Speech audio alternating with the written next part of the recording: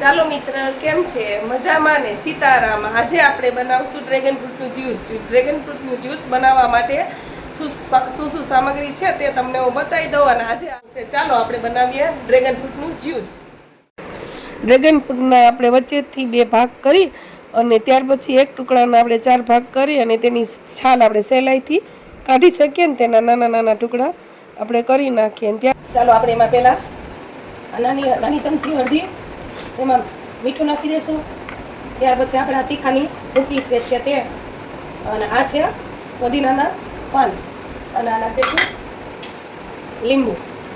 1 લીંબુ આપણે આખું નાખી દેવાનું છે, જેથી કરી અને તેનો ટેસ્ટ સરસ આવે. એટલા માટે આપણે આખું લીંબુ નાખી દેવાનું.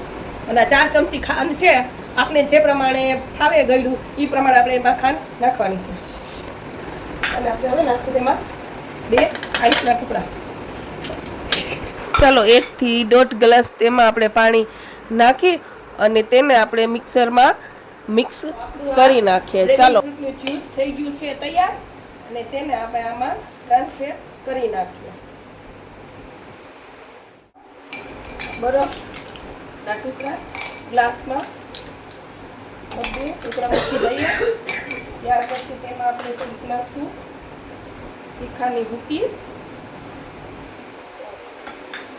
ગ્લાસ આપણા થઈ ગયા રેડી. જો એકદમ મસ્ત કલર આવ્યો ને, પ્યોર જાંબલી, અસલ જાંબલી કલર. જો કોઈ પણ જો લોહીની કમી હોય ને તેના જ્યુસ પીવું બહુ જરૂરી છે. ચાલો તેને આપણે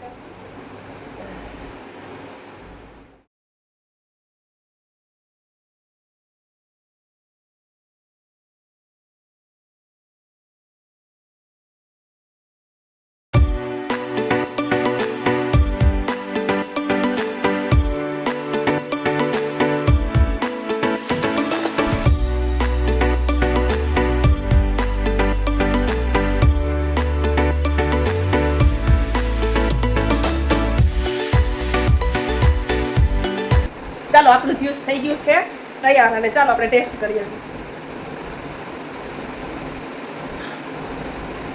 બહુ મસ્ત બન્યું છે. તમે પણ ટ્રાય કરજો. તમને કેવું લાગે તે મને કમેન્ટમાં કહેજો. સબસ્ક્રાઈબ કરજો, શેર કરજો. અને સીતારામ, હર હર મહાદેવ, જય કમળા દેવી માં.